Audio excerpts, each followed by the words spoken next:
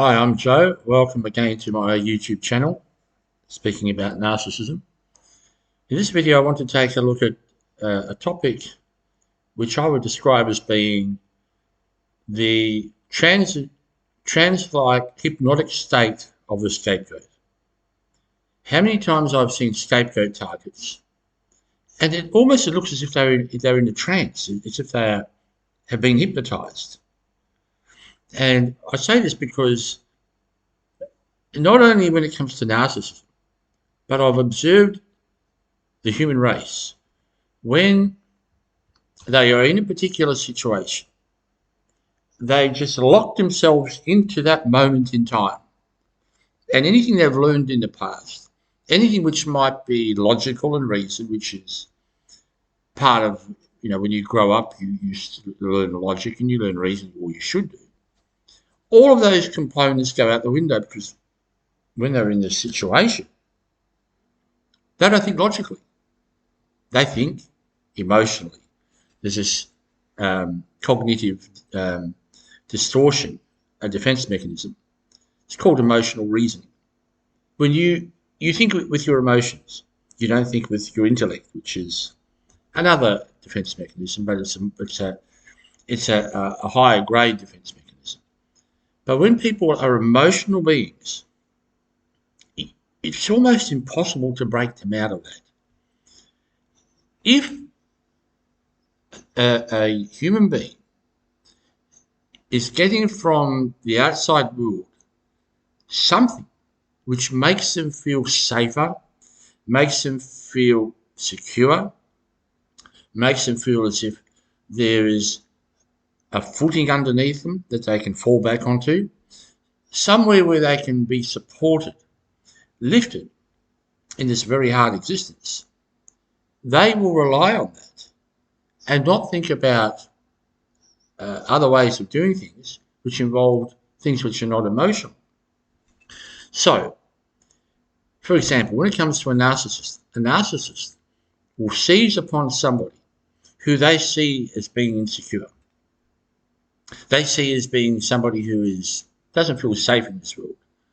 They see this person as being somebody who has a lot of doubt, who needs to be, nurtured and brought along, which a narcissist doesn't have an intention to do that. But they'll see these weak people. That's where they go out hunting, scanning the environment.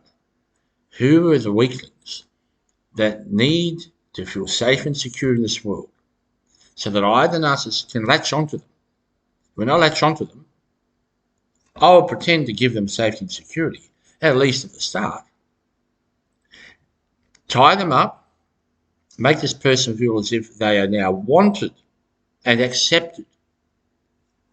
This unsafe human being, this poor, wretched soul who feels a little bit down, a little bit deficient, who lacks in some way or another. Then the narcissist comes along and provides the safety. Now, you see this often in politics. It's happening right now in America. But let's go back to, say, the 1930s and 40s in Germany. Adolf Hitler came along. And what did he do?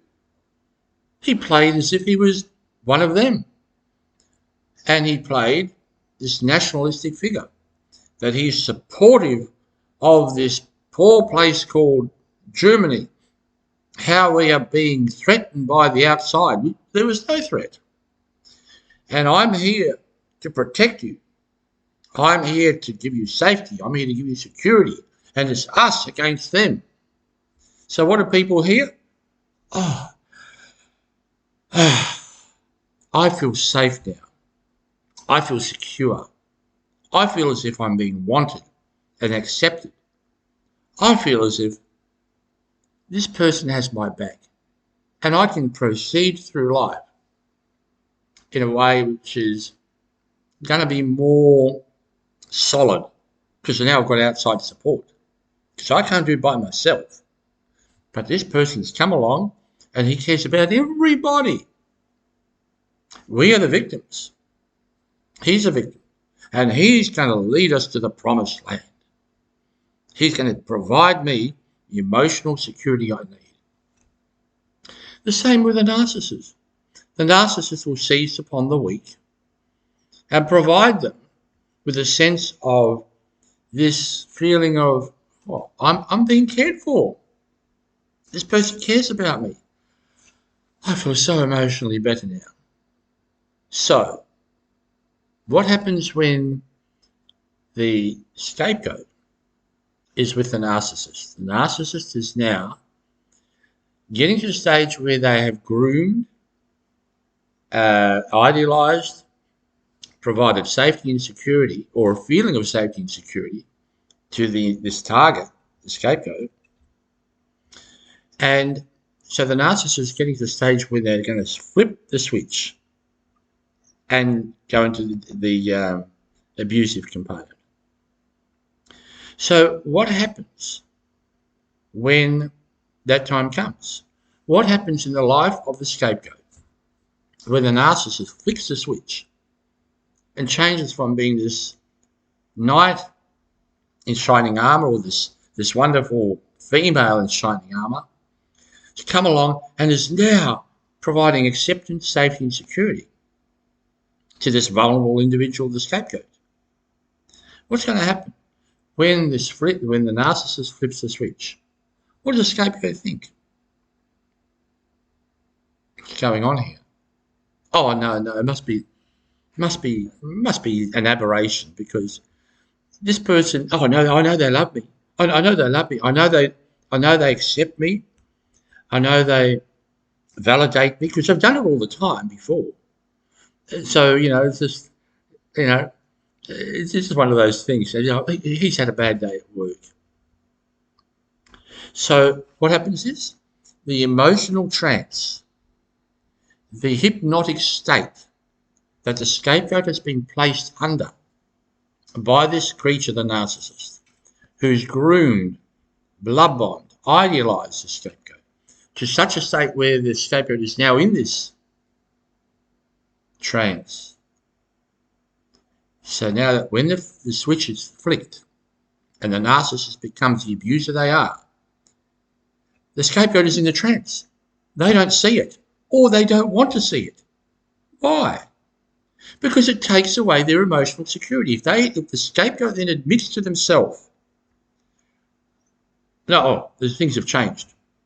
I don't have safety and security anymore. I'm not being accepted. I'm not being treated with respect. No, the scapegoat's not going to do that, because to admit that means that their safety net has been taken away. I now admit there's a change, and my safety net is gone. So the scapegoat will do everything they can, all the defense mechanisms, to ward off or to avaruncate. That's the word for you, ward off, avaruncate. Avaruncate means to ward off, to fend off any suggestion that they are being abused, that now things have changed, that there is no safety. Why? Because the scapegoat remains in this emotional hypnotic trance that they've been placed under, that they are being provided with this safety, this security, this acceptance, this validation, and any attempt by anybody to suggest, no, you don't have that at all. That's just that's not what's actually going on. The scapegoat is in this hypnotic trance. They're not going to accept it. They're going to ward you off. No, of course he loves me. I know he loves me. What does that mean? Of course he's providing me safety and security, because I feel vulnerable in this world. I feel downtrodden in this world. I don't feel as if I have the capability to make it through this world. And what are you doing? You're trying to take away my perception that I do have safety and security provided by this individual. How dare you? Why? Because the scapegoat is in this hypnotic trance. This sense of la la la la la la la they don't want to hear. The trance is now set in concrete. And to undo the trance, to take them out of this hypnosis, is a very hard ask, because the emotion is so strong. No, I know, because he's done it before. So it's there. He's just having a bit of a hard time. You know, his grandfather died, and I know he's really upset about that. No, it's not. Nothing to do with the grandfather. This is a narcissist. This is a predator who's now flipped the switch. But what's happened? The scapegoat has not flipped their switch. See, the narcissist now made the change to the abusive stage, and the scapegoat, instead of making the change too and go, I'm being abused, no, they remain over here. It's still in this hypnotic trance. The only way that they can get out of it is if they admit to themselves they do what is called acceptance of reality. But so many people don't want to do that. Reality is too hard for them.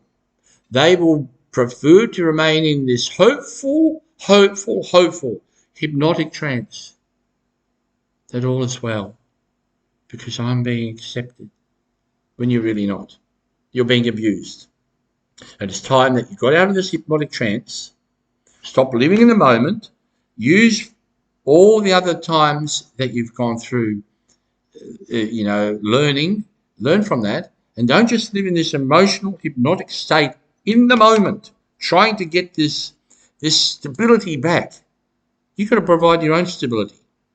Don't look to the narcissist. They're not going to do it. You've got to do it yourself. Okay, I'll leave it there. Thanks for watching. Please like, share, subscribe, maybe comment, and I'll see you later.